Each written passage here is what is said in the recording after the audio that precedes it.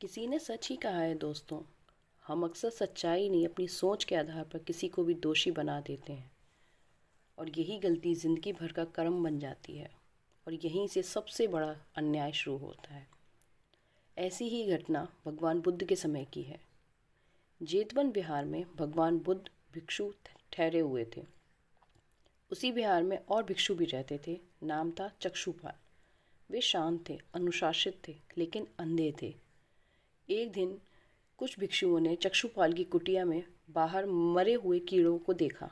बस फिर क्या था, बिना कुछ पूछे, बिना कुछ देखे फैसला सुना दिया गया। ज़रूर इसी ने ही इन जीवों को मारा होगा। निंदा की आग फैलने लग गई। भगवान बुद्ध ने सब भिक्षुओं को बुलाया और बोला, क्या तुमने अपनी आंखों से चक्षुपाल को कीड़े मारते हुए देखा है? सब भिक्षु चुप हो गए, धीरे से बोले, नहीं भगवान। बुद्ध बोले, जब तुमने मारते हुए नहीं देखा तुमने कैसे मान लिया कि उन्होंने जानबूझकर ऐसा किया? फिर उन्होंने जो कहा वो जिंदगी भर याद रखने लायक था।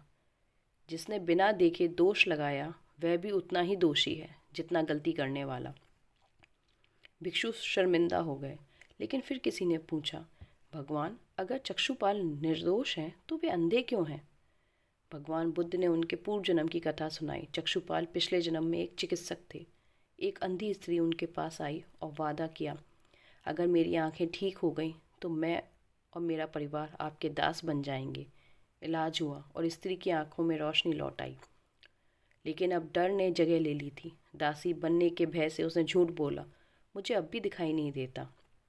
चिकित्सक सच्चाई जानता था, लेकिन करुणा की जगह बदले ने दिल में घर कर लिया था। उसने दूसरी दवा दी और स्त्री फिर से अंधी हो गई। उसका रोना, उसकी विनती कुछ भी चिकित्सक का दिल नहीं पिघला सकी।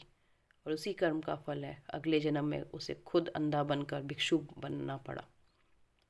दोस्तों, इससे हमें ये सीख मिलती है, जल्दी में लगाया गया आरोप किसी मासूम की ज़िंदगी में अंधेरा कर सकता है। बदला कभी न्याय नहीं होता, बस आने वाले दुख का बीज होता है। कर्म देर से सही लेकिन लौट कर ज़रूर आता है। इसलिए किसी के बारे में फ़ैसला सुनाने से पहले बस एक बार खुद से पूछ लेना, क्या ये फ़ैसला मेरे लिए है और ये सही है?